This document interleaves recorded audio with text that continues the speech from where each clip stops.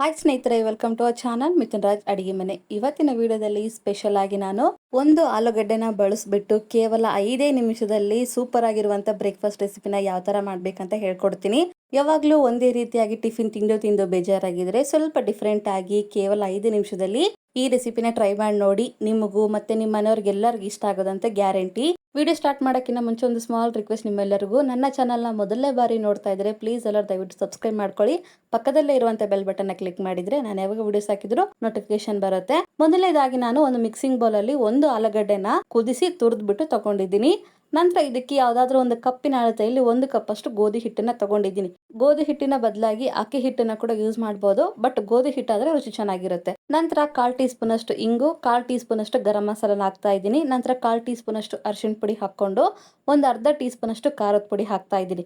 ನಂತರ ಸಣ್ಣದಾಗಿ ಕಟ್ ಮಾಡ್ಕೊಂಡಿರುವಂತ ಕರಿಬೇವನ್ನ ಹಾಕೊಳ್ಳಿ. ಒಂದು ಅರ್ಧ ಟೀ ಸ್ಪೂನ್ ಅಷ್ಟು ಚಿಲ್ಲಿ ಫ್ಲೇಕ್ಸ್ ನ ಹಾಕ್ತಾ ಇದ್ದೀನಿ. ಸ್ವಲ್ಪ ಸ್ಪೈಸಿ ಆಗಿರ್ಲಿ ಅಂತ ಒಂದು ಹಸಿಮೆಣಸಿನಕಾಯಿನ ಸಣ್ಣದಾಗಿ ಕಟ್ ಮಾಡ್ಕೊಂಡು ಹಾಕೊಂಡಿದ್ದೀನಿ.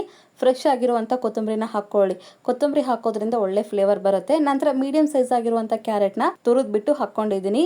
ನಂತರ ಮೀಡಿಯಂ ಆಗಿರುವಂತ ಈರುಳ್ಳಿನ ಸಣ್ಣದಾಗಿ ಕಟ್ ಮಾಡ್ಕೊಂಡು ಹಾಕೊಳ್ಳಿ. ಲಾಸ್ಟ್ ಅಲ್ಲಿ ರುಚಿಗೆ ತಕ್ಕಷ್ಟು ಉಪ್ಪನ್ನ ಹಾಕೊಂಡು ಒಂದು ಅರ್ಧ ಟೀ ಸ್ಪೂನ್ ಅಷ್ಟು ಶುಂಠಿ ಬೆಳ್ಳುಳ್ಳಿ ಪೇಸ್ಟ್ ಅನ್ನ ಹಾಕೊಂಡು ನೀಟಾಗಿ ಮಿಕ್ಸ್ ಮಾಡ್ಕೊಳ್ಳಿ. ನೀರು ಹಾಕೋಕ್ಕಿಂತ ಮುಂಚೆನೆ ಸರಿಯಾಗಿ ಮಿಕ್ಸ್ ಮಾಡ್ಕೊಳ್ಳಿ. ನಂತರ ನೀರು ಹಾಕೋಬೇಕು. ದಿನಾಲು ಉಪ್ಪಿಟ್ಟು, ಸೇಮಿಯಾ, ಅವಲಕ್ಕಿ, ದೋಸೆ, ಇಡ್ಲಿ ತಿಂದು ಬೇಜಾರಾಗಿದ್ರೆ ಸ್ವಲ್ಪ ಡಿಫ್ರೆಂಟ್ ಆಗಿ ಹೊಸ ರುಚಿಯಲ್ಲಿ ಈ ಗೋಧಿ ದೋಸೆನ ಟ್ರೈ ಮಾಡಿ. ನಿಜವಾಗ್ಲೂ ಹೇಳ್ತಿದ್ದೀನಿ, ತುಂಬಾ ರುಚಿಯಾಗಿರುತ್ತೆ. ಇವಾಗ ಸ್ವಲ್ಪನೇ ನೀರು ಹಾಕೊಂಡು ಮಿಕ್ಸ್ ಮಾಡ್ಕೊಂತ ಹೋಗೋಣ.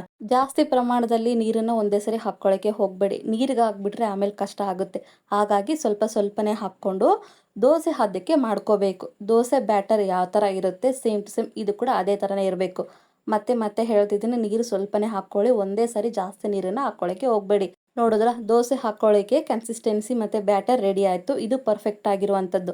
ತೀರಾ ನೀರಾಗೂ ಇರಬಾರ್ದು, ಹಾಗಂತ ತೀರಾ ತೆಳುವಾಗಿ ಕೂಡ ಇರಬಾರ್ದು. ಇದು ಪರ್ಫೆಕ್ಟ್ ಕನ್ಸಿಸ್ಟೆನ್ಸಿ.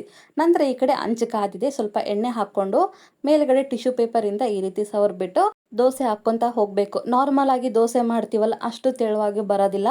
ನಾರ್ಮಲ್ ಆಗಿ ಸ್ವಲ್ಪ ದಪ್ಪನೇ ಇರುತ್ತೆ. ಇಲ್ಲಿ ಇಂಪಾರ್ಟೆಂಟ್ ಸ್ಟೆಪ್ ಏನಪ್ಪಾ ಅಂತಂದ್ರೆ, ಮೊದಲನೇದಾಗಿ ಅಂಚು ಚೆನ್ನಾಗಿ ಕಾದಿರಬೇಕು. ಕಾದಿದ್ರೆ ಮಾತ್ರ ದೋಸೆ ಚೆನ್ನಾಗಿ ಎದ್ದಳುತ್ತೆ. ಇಲ್ಲ ಅಂತಂದ್ರೆ ದೋಸೆ ಬರೋದಿಲ್ಲ, ಹಾಳಾಗ್ಬಿಡುತ್ತೆ. ದೋಸೆ ಅಂಚು ಚೆನ್ನಾಗಿ ಕಾದಿದ್ಮೇಲೆ ಗ್ಯಾಸನ್ನ ಲೋ ಫ್ಲೇಮ್ ಅಲ್ಲೇ ಇಟ್ಕೊಂಡು ದೋಸೆನ ಹಾಕೊಂಡು ಮತ್ತೆ ಗ್ಯಾಸನ್ನ ಮೀಡಿಯಂ ಫ್ಲೇಮ್ ಅಲ್ಲಿ ಇಟ್ಕೊಂಡು ಒಂದ್ ಕಡೆ ಚೆನ್ನಾಗಿ ಬೇಯೋವರೆಗೂ ಬೇಯಿಸ್ಕೊಂಡು ಇನ್ನೊಂದ್ ಕಡೆ ಟರ್ನ್ ಮಾಡ್ಕೊಂತೀನಿ.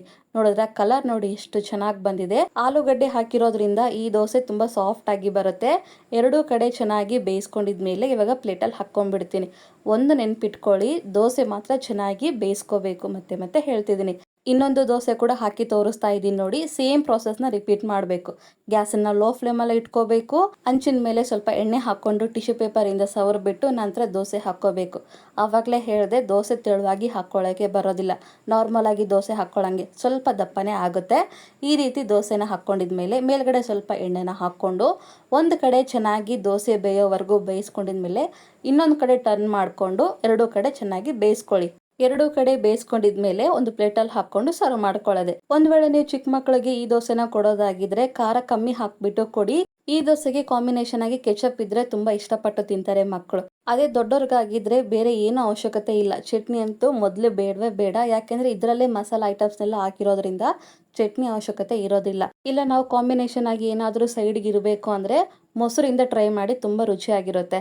ಈ ಸಿಂಪಲ್ ರೆಸಿಪಿ ನಿಮ್ಮೆಲ್ಲರಿಗೂ ಇಷ್ಟ ಆಗುತ್ತೆ ಅನ್ಕೊಂಡಿದ್ದೀನಿ. ಇಷ್ಟ ಆದರೆ ನನ್ನ ಚಾನಲ್ನ like, share, comment and subscribe ಮಾಡ್ಕೊಳ್ಳೋದನ್ನ ಮಾತ್ರ ಮರಿಬೇಡಿ. ಓಕೆನಾ? ಮುಂದಿನ ವಿಡಿಯೋದಲ್ಲಿ ಮತ್ತೆ ಸಿಗ್ತೀನಿ. ಅಲ್ಲಿವರೆಗೂ ಟೇಕ್ ಕೇರ್, ಬಾಯ್.